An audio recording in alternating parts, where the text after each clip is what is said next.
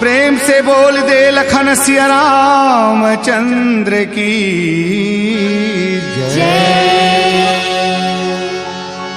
उमापति महादेव की जय। पवन सुत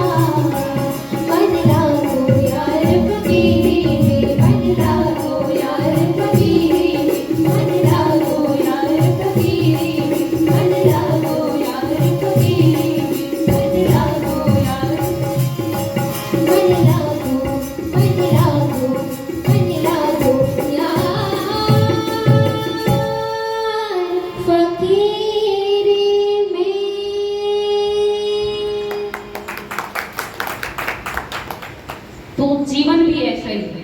जब तक जीवन में आसपास बहुत सारी चीजें उपलब्ध हो तब तक जीवन में वैराग्य भी नहीं आ सकता और प्रभु के चरणों में समर्पण भाव भी नहीं आ सकता। मनुष्य के रूप में हमारे आसपास सभी प्रकार के संबंध होते हैं, पिता पुत्र भाई बहन, इसमें भी हम जीवन भर उलझे रहते हैं। और वैसे ही वस्तुओं का सुख जो होता है हमारे जीवन में, संपत्ति का सुख होता है जो हमारे जीवन में, वो भी हमें परमात्मा आनंद की प्राप्ति नहीं दिला सकता। इसीलिए मौत में रहते वो फकीर, मौत में रहते वो संत जो सब कुछ त्याग करके अपना जीवन परमात्मा चरणों में समर्पित कर देते हैं। तो ऐसे मस्त फकीरी में जीवन व्यतीत करना है। घर परिवार में रहते हुए सबसे इतना मोह नहीं कर बैठना है कि उसके बिना मैं जी ही नहीं सकता। सुख के प्रति इतनी आसक्ति नहीं रखनी है कि उसके बिना मैं जी ही नहीं सकता।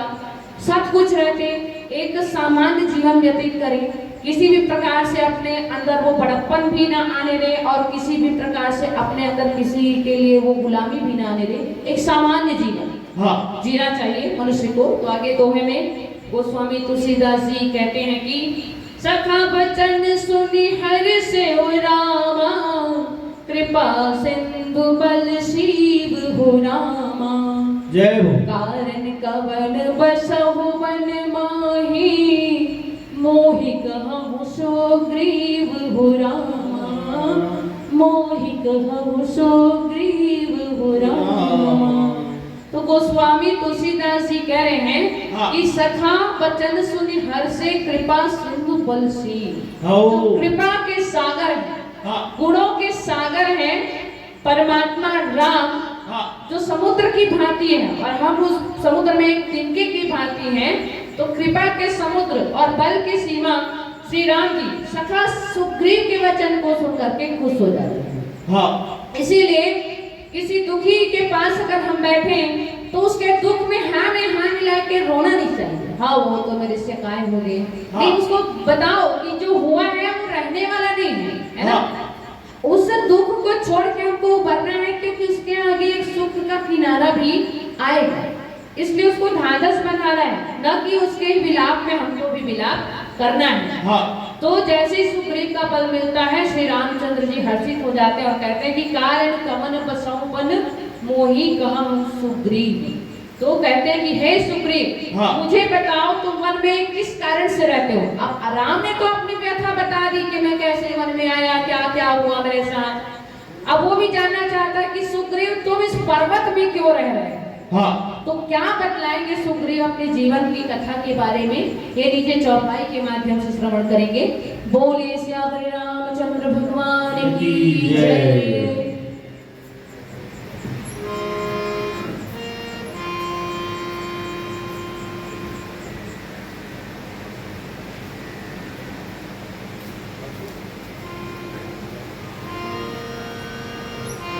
राम भजन कर मन, राम राम भजन कर मन, राम राम भजन कर मन,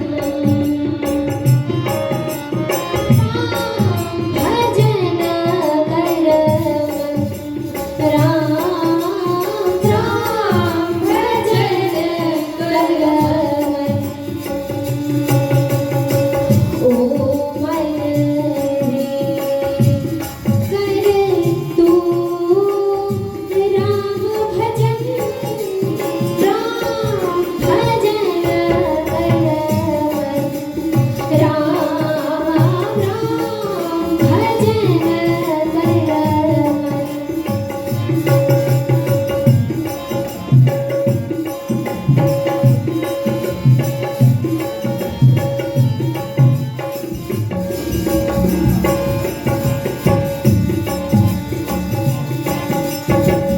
सब में राम, राम में है सब, सब में राम, सब में राम, राम में है सब। तुलसी के प्रभु नानक के रब, तुलसी के प्रभु नानक के रब। राम रमैया घट घट वासी, राम रमैया घट घट वासी। सत्य कबीर वचन, राम भजन कर मन, राम राम भजन कर मन, राम राम भजन कर मन।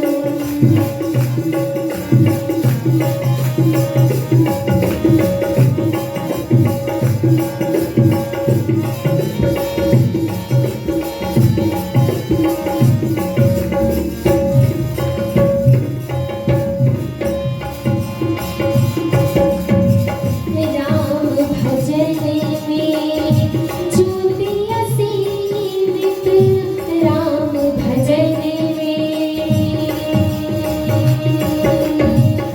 राम भजन में ज्योति असीमित। मंगल दीपक कर मन दीपित, मंगल दीपक कर मन दीपित।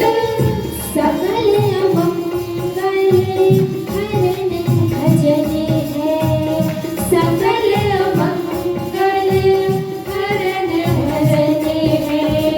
सकल सुमंगल करन,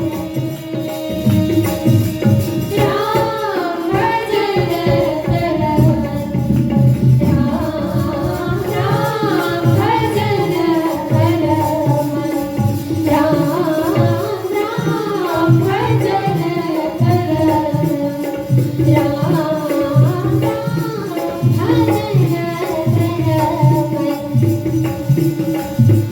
ओ मन रे कर तू राम भजन, राम भजन कर मन, राम राम भजन कर मन, राम राम भजन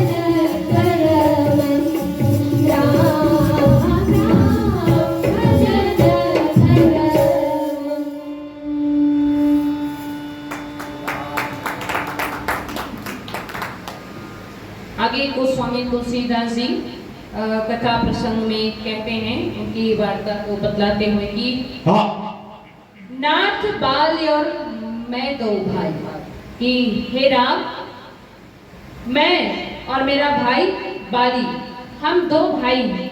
प्रीति रही कछु बरनी न जाए। और हम दोनों के बीच में इतनी प्रीति थी, इतना भाईचारा था कि जिसका वर्णन ही नहीं किया जा सकता। तो भाईचारा में देखो, एक तरफ राम और भरत का भाईचारा, हाँ। कि एक दूसरे को अधिकार देने के लिए सब कुछ त्यागने को तैयार है? हाँ। और वैसे ही इनके बीच में जो भाईचारा है वो भी ऐसे ही था, पुत्र की तरह मानते थे बाली सुग्रीव को। हाँ। लेकिन कुछ न कुछ ऐसा भेद आ जाता है जिसकी वजह से भाइयों के बीच मतभेद हो जाता है। हाँ। तो हमें ध्यान रखना है कि मंथरा ने कितना ज्यादा भड़काने की कोशिश की थी भरत को, कैकेयी ने भी भरत को भड़काने की कोशिश की थी, लेकिन जब वो अपने भाई के चरित्र को जानता है, हाँ। तो भड़कावे में आने से पहले उस चरित्र पर विश्वास रखता है।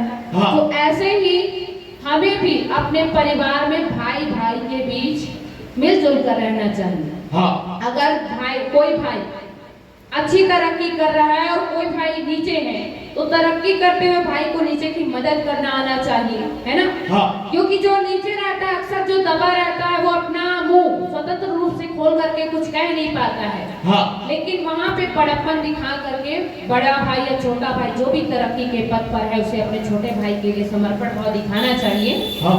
यही सारी चीजें रामायण हमको बतलाती है। और आगे कहते हैं कि मैं सूत मायावी तेहि नाउ, आवा सो प्रभु हमरे गाँव। और उसी समय हाँ। हमारी प्रीति का जो ये वर्णन मैं कर नहीं सकता, हाँ। उसी समय हे प्रभु एक दाना आया जिसका नाम था मैं। और मैं एक दाना ही तो है जो हम सबके अंदर है। इसको मैं करूंगा, इसको मैं करता हूँ, इसको मैं करती हूँ, तो मैं ही तो एक अंदर का दाना है। हाँ। कलयुग में जो दाना है मैं पद का, वो अपने अंदर है। हाँ। लेकिन बाली के समक्ष जो आया था वो एक राक्षस दानव था जिसका नाम मैं था, है ना? हाँ। और दानव का एक पुत्र था, और उस मैं दानव के पुत्र का नाम था मायावी था। ठीक है, उसका नाम मायावी था। और वो एक बार बाली के गांव आता है, और बाली के गांव आता है तो सिंपल सी बात है कि अगर दानव और देव कहीं पर मिले तो विचारों में मतभेद होता ही है। हाँ। और विचारों में मतभेद के कारण ही आगे आकर कुछ भी युद्ध वगैरह की स्थिति बनती है। और क्या बनती है वो नीचे चौपाई के माध्यम से श्रवण करेंगे। बोलिए श्यावरे रामचंद्र भगवान की जय। बोलिए लखन से रामचंद्र की जय। कुछ समारोह से प्राप्त हुई है। आप हैं श्रीमान गुलाब सिंह, भाग्य लक्ष्मी, नारायण सिंगरौल जी। आप तीनों चितावर से हैं। आप तीनों भाइयों के द्वारा 10 रुपये की राशि प्राप्त हुई है। हम अपने मंडली को ओर से बहुत बहुत धन्यवाद देते हैं कि आप लोग इस प्रकार की प्रोत्साहित करते हैं, और सभी मंडलियों को प्रोत्साहित करना ही चाहिए ताकि आगे अच्छी से अच्छी प्रस्तुति दे सके। बोलिए लखन सिया रामचंद्र की जय। बोल लखन सिया रामचंद्र की जय। हाँ, कोड़ापुरी मानस मंडली मानस पंडाल पर ही उपस्थित रहेंगे। आपका आगमन एक भजन पश्चात होना है, तो कृपया कोड़ापुरी मानस मंडली से मेरा करवत प्रार्थना है, मानस पंडाल पर ही आकर उपस्थित रहेंगे। बोल लखन सिया रामचंद्र की जय।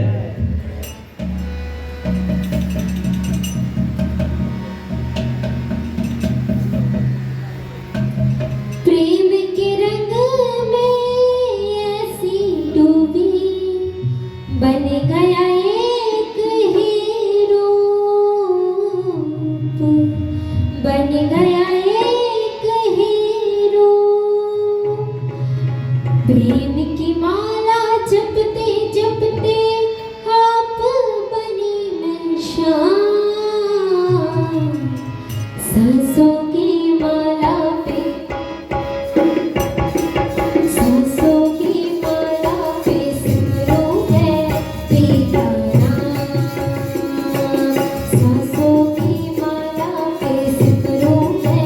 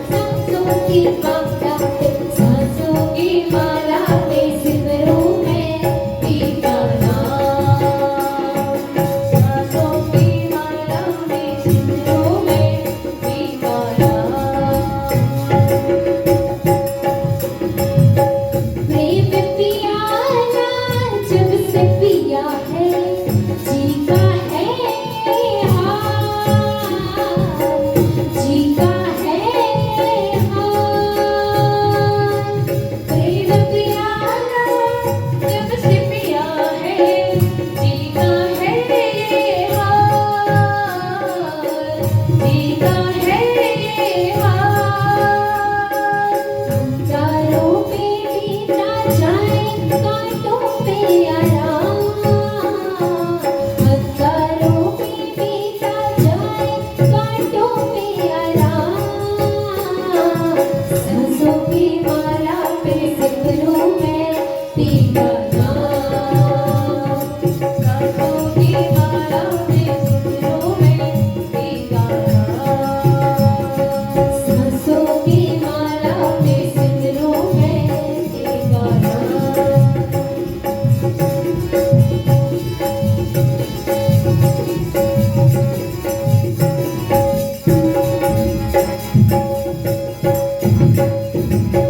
जीवन का श्रृंगार है प्रीतम, मांगता है सिंदूर, मांगता है सिंदूर। जीवन का श्रृंगार है प्रीतम, मांगता है सिंदूर, मांगता है सिंदूर। प्रीतम की नजरों में गिरकर जीना है किसका, प्रीतम की नजरों में गिरकर जीना है किसका, सांसों की माला पे सिमरूं मैं तेरा नाम, सांसों की माला पे सिमरूं मैं तेरा नाम। अपने मन की मैं जानूं पर बीते मन की राह, अपने मन की मैं जानूं पर बीते मन की राह, सांसों की माला पे सिमरूं मैं तेरा नाम, सांसों की माला पे सिमरूं मैं तेरा नाम, सांसों की माला पे सिमरूं मैं तेरा नाम।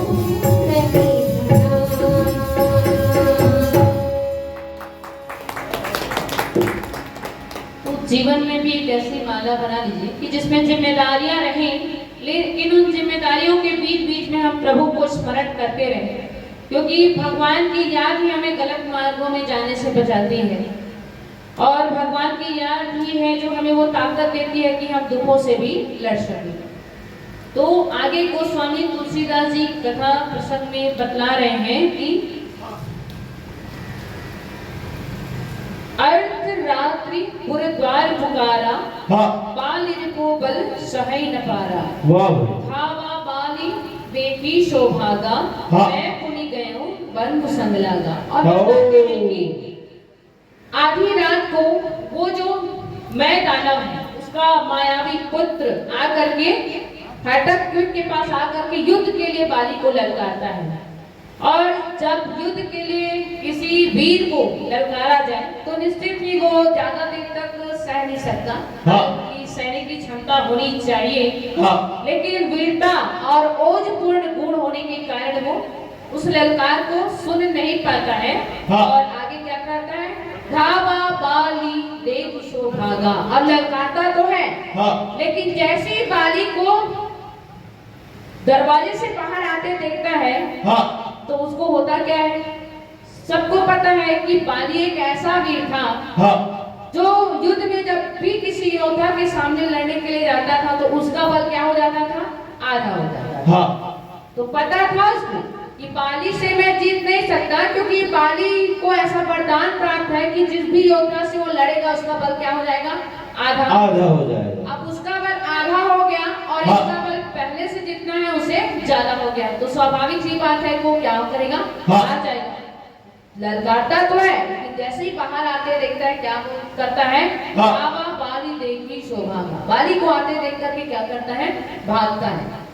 तो कई बार दुश्मनों की ये चाल रहती है सांसारिक जीवन में भी, कि पहले वो आपको इतना उत्साह देते हैं कि आप उस उत्साह में आकर के अपना विवेक खो बैठते हैं, हाँ और विवेक खो करके उसी के बस में हो जाते हैं, और बस हो करके हाँ। वो जैसा कहता है वैसा ही हम हाँ। करने लगते हैं, है ना। तो वैसे ही है कि यहाँ पे उकसाया बाली को, और उसके बाद उसको अपने चंगुल में फंसाने के लिए वो भागता है, ताकि उसको योद्धाओं के अधिक योद्धाओं के बीच उसको ले जाया जा सके। हाँ। मैं पुरी गयो बंधु संग लागा। तो देखो बाली को वरदान प्राप्त है, इसके बाद भी सुग्रीव जो है अपने भाई को संग हाँ। देने के लिए, उसकी मदद करने के लिए उसके पीछे भागता है। तो इसीलिए अपने भाइयों की मदद सदैव करनी चाहिए। कहा जाता है कि दुनिया में जितना भी पाप है, हाँ। उसमें सबसे बड़ा पाप है भाई का हक मारना। हाँ। चाहे छोटा भाई बड़े भाई का हक मारे या फिर बड़ा भाई छोटे भाई का हक मारे। हाँ। तो हमेशा भाइयों को एक संग में रहना चाहिए। माता पिता को बल मिलता है भाइयों के साथ साथ रहने से। हाँ। और परिवार में भी एकजुटता बनी रहती है अगर वो एक ही राय से एक साथ रहते हाँ। हैं। तो यहाँ पर सुग्रीव बाली की मदद करने के लिए बाहर जा रहे हैं, ऐसा गोस्वामी तुलसीदास जी ने बतलाया है। और हाँ। आगे चल करके बाली का अंत होता है। बाली के अंत का 3 मुख्य कारण होता है। हाँ। एक तो स्वयं पर अभिमान उसका, हाँ। और दूसरा होता है पराई नारी पर नजर डालना, हाँ।